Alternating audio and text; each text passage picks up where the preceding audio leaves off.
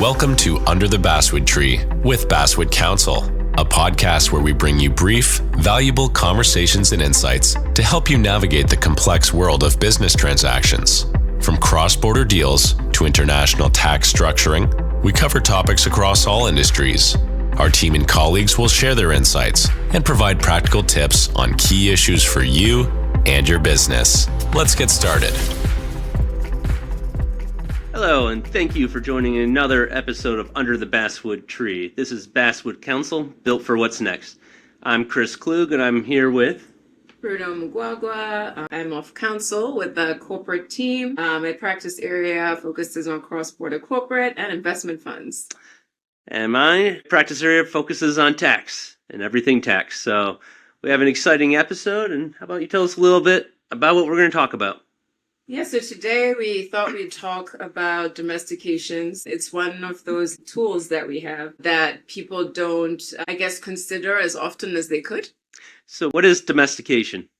So a domestication is literally where you have an entity that transfers its legal existence into another jurisdiction, and it carries with it its assets and liabilities and its contracts, obviously depending on, what the state allows. One of the things that happens is people tend to talk about conversions and they talk about mergers, and domestications get sort of left behind in the conversation. I think that's probably a more historic thing when you consider how domestications became so popular post-World War II. Oh, that's going back. Interesting. Yeah, because, during post-World War II, there was a lot of corporate statutes that emerged. And one of the big things was allowing foreign entities into America. So that's where you started to see the rise of using domestications. And then, later on, you started to get more conversions. By 2005, you have states like Delaware coming in and allowing domestications from another states into Delaware. Okay. There's been a lot of changes over the years, or decades, I should say, around domestications. But I think one of the biggest misconceptions is that it's just an administrative process, right? Yeah. And people don't really think about how it actually have a massive impact on tax, your regulatory status. There's a lot of things in there, but maybe let's start with the benefits of domestication. Well, what are the benefits of domestication? Well, one of the most common benefits that people speak about is having that clean transition, right, from one state into another. That ability to not have to dissolve an entity and sort of start over. And so having that ability to preserve all the contracts, assets, and liabilities, subject, of course, to whatever state law is in place, and sort of obviously your contracts and regulatory considerations when you transfer. But ultimately, not having to dissolve and start over is probably one of the biggest, most common benefits you can get. But, obviously, we know that people would love to hear about the benefits of domestications when it comes to tax structuring. Yeah, it really depends on the business and where it's domesticating from, but what I say a lot of times is, let's say you're renting real estate in one state and everything's happening in that state. Going and changing that company to be registered out of Delaware wouldn't make sense because it's going to be taxed on where its operations are. So you're really just adding a state filing fee. But where it starts making sense is where there's multi-state operations and you may want to move to a state that has better tax laws or more favorable statutes. And that's when you start looking to maybe Delaware to be the parent company or Nevada or some of these other jurisdictions. And so it just really depends on where you're at and why you would do it. But yeah, some of the reasons are some states may try to tax operations outside their own boundaries. And so if you have multi-state activities, you wouldn't want to be taxed in multiple jurisdictions that are overlapping. Also, if you're doing certain types of businesses, there may be tax incentives in certain states. And so it might be advantageous if you actually did move operations to a certain state, if they had good incentives. And so it's just important to look at everything from a whole to see if there are benefits. And this comes into play a lot where investors, for example, if you have a business that's trying to take on investors, a lot of them like certain states. And so what you can do is use this domestication strategy to, on a tax-free basis, transfer from one state to another. You can do foreign to U.S. as well. And as you said, the ease of it is you don't have to transfer the contracts. You don't have to re-sign all the contracts, right? If you think about it mechanically, let's say you have a company in Washington, D.C., and you want to have it be domesticated into Delaware. That's a good one to use. You're actually going to create another Delaware entity, but by operation of law and doing all the paperwork you have to do, it's treated as the same entity. And so you kind of have the liquidation of the old, but it's not an actual liquidation. And so it really helps with changing the structuring of operations that can be beneficial from tax and legal perspectives. Yeah, so I think, when people hear a lot, once you start talking about tax structuring, obviously people start to worry a little bit that they might trip up a rule or a contract they have in place already. So I think one of the things people usually find helpful is sort of understanding, getting a few tips around what to consider if you are in the process of looking at domestications, or if in the future it might be something you might want to use. If maybe your business, you might have a future plan of moving your business from one state to the other, or just if you need to restructure, right, solely for tax purposes. So I think, one of the major things that comes up that becomes really technical is you really have to consider the rules of the jurisdiction that you're moving the entity from and the jurisdiction that you're moving to. That can really impact how efficiently the process goes for domestication. It also can impact as well how the drafting process goes with their service providers and the information they're able to give you in order to structure or move into a new state. So I think that's one of the major, probably one of the most important things. Always make sure that you understand what the entry and surrender requirements are for the jurisdictions involved. Well, yeah. Are there any states that make it more difficult than others to domesticate or to leave that state for that matter? Yeah, I think historically we had jurisdictions like New Jersey where you could only transfer really through a type of a merger, right? Where you have your new entity possibly and you have the existing entity, and that existing entity would, merge into the new entity, and people would opt to use that because domestications were not permitted. I mean, obviously now we know that New Jersey has now got a full process for domestications. I think now it's really the corporations that go through a different process now in order for them to be able to domesticate. And then you have, for the most part, I think a lot of states, since the Model Business Corporation Act and the Uniform Entity Transaction Act, a lot of states actually now permit domestication one way or another. So I think people now don't have to worry as much about whether it's going to be possible in a lot of states, whether it's Florida, Virginia, Nevada, New Jersey, some of the big jurisdictions that people prefer to structure into, right? Yeah, I mean, I have an interesting story with New Jersey. We had a client who had multiple entities underneath an S Corp, and they were all corps underneath. And they were going to get acquired, and one of the entities underneath was New Jersey S Corp, and it was a corporation. And the acquirer couldn't have corporations in that structure. It had to be an LLC because it had to become a disregarded entity. And this is before the change in law. So we actually took that New Jersey entity and transferred it out into another state and then liquidated New Jersey because it didn't have one of these domestication statutes that allows the transfers. And then went back from that new state, and New Jersey would allow corporations to transfer in, or companies, now a limited liability company, to transfer in. So we went from that other state back into New Jersey, got in the structure that the acquisition company wanted so that the deal could go through. Took a little creative thinking, but yes, it will test. That's why, right? That's why they say domestications aren't just an administrative exercise. It's a process of really kind of project management, sequencing all the steps to make sure that a step isn't missed. One of the big things is obviously the tax clearance that some jurisdictions require before they will let you exit or before they'll let you enter. Yeah. Believe it or not, states want to collect their taxes. So this is kind of the exercise, and usually takes some time. So you want to plan for it, of ensuring all taxes are up to date. So a lot of times this will include like the state franchise tax, whatever that annual, maybe $300 fee might be. They want to make sure your income taxes are paid up. They might have you do an estimate for the current year. The goal is they don't want you leaving their jurisdiction without paying the tax for multiple reasons. But one feeling that is, if you're no longer registered under their laws, you won't pay the tax. So it's understanding that what states and whether there is a tax clearance process, and then, understanding the tax reporting obligations going forward. You're going into a new jurisdiction.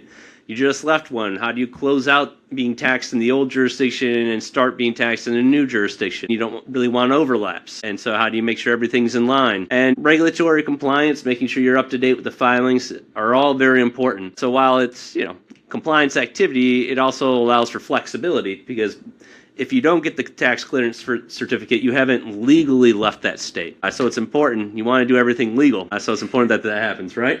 Yeah. And what about knowing your agents and service providers when you're domesticating out? How do you work with them? Yeah, so I think one of the big things that happens for people, especially smaller business owners, is they may use an agent that helps them form the initial existing entity, right? And maybe down the line, they decided that they wanted to domesticate out of that state.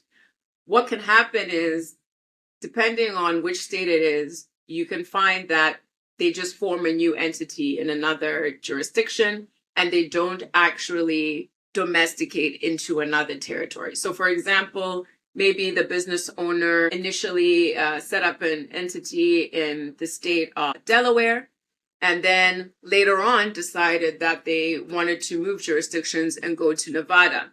They informed their agent. The agent then decides it's more efficient to just set up a new entity in Nevada versus actually domesticating out, right? Those little things can actually be ignored for years. Not ignored, but it doesn't matter until you are now, years down the line, you decide you want to domesticate again because maybe now your business has grown and now you're considering tax implications, that it makes sense to move states again. And at this point, you'll then end up in a due diligence exercise, right? Yeah. To try and make sure that all the entity did indeed only exist in Nevada. Because if it had been domesticated before, you would have to factor in that it existed in Delaware before it existed in Nevada. So what can happen is the business owners may not be aware that that's how the agents were able to set up their new structure. But now, years on, when they want to domesticate, they now find out from their new service provider that that's how they were transferred. It wasn't actually a domestication. An entirely new entity was set up.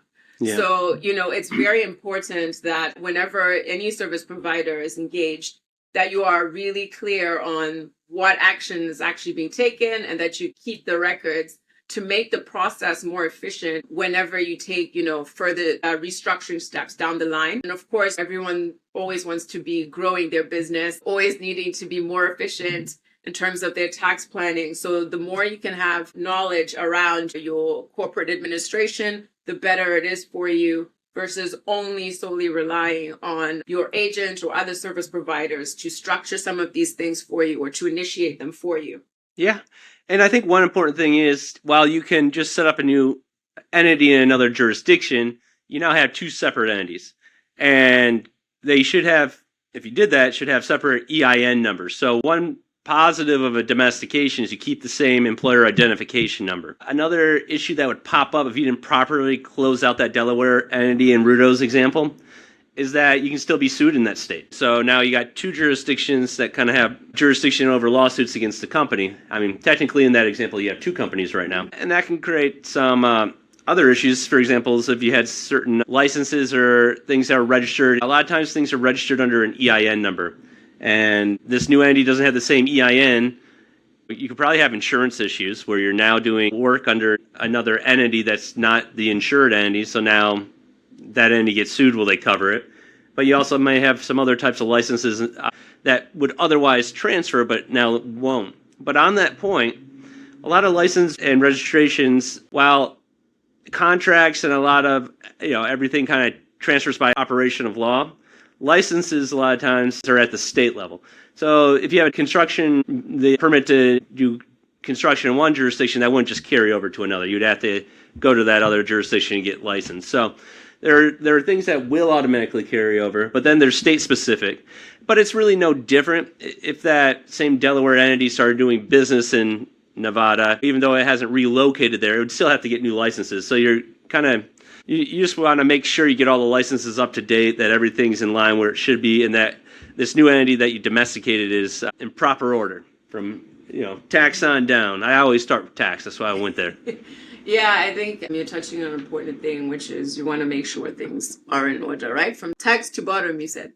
There we go. And I think that's another important consideration, probably one I think we would really stress for people to consider is making sure the benefits you are hoping to get actually apply and don't instead create new problems for you, right? I think when we talk about transferring the assets and liabilities and the contracts that the existing entity already had in one jurisdiction before they move to the other, one thing to consider with contracts is you make a lot of representations, right? Especially if you have any financing agreements, anything tied to loans. You cannot just opt to move jurisdictions. And this is one of the things I guess lawyers harp on about. You probably want to make sure you get advice before you trigger domestication and make sure any sort of lenders or anyone, I guess, who's in any sort of financing agreement with you, that they are aware that you are moving, that they're okay, and that you have the relevant consents that the contracts require, and any arrangements, right? Sometimes there's restrictions, especially when you're talking about investor arrangements. Sometimes there's restrictions around what they can do. Change of jurisdiction can have impact, right, on certain representations they may have made for insurance, like Chris rightly pointed out. And also, again, sometimes they can prefer to then run a due diligence exercise again, right, to now recollect all those constitutional documents to make sure that they have current documents. But also, you don't want to end up impacting some of the things that happen around collateral, right? Yeah. You mean a lender could call a loan because you switched jurisdictions? Yeah, that sounds like bad news. And it is bad news. And that's one of the reasons why it's important to retain counsel that can sort of take a look, especially if you're a small business owner or an institution, a large institution. You always want to make sure that before any process is triggered, that you have a conversation with your tax team for obvious reasons. And then also just the rest of your advisory teams to make sure that any agreements that are in place, you're not violating any of the requirements under those contracts before you exit out, because it can end up costing you more than what you were going to save anyway by domesticating out of state. Can ChatGPT handle this? If you want to take a chance at ChatGPT in doing this kind of work, you are taking a risk because there's nuance in there, right? And every business has its own set of facts and set of requirements that really require personalization. I think it would probably take a lot of prompting, the right prompts, to make sure the AI doesn't hallucinate and advise on the wrong state or interpret something, from your contracts about what your obligations are. So tread carefully with getting advice primarily from ChatGPT. So just make sure I get this point correct, that lawyers that are human have a place in the world. Well, we'd hope so. Otherwise, we won't be able to do these kind of recordings anymore to share with clients and anybody out there who's looking for more sources for this kind of information that are reliable. And I guess that at times you can look to be accountable for any advice given out. Perfect.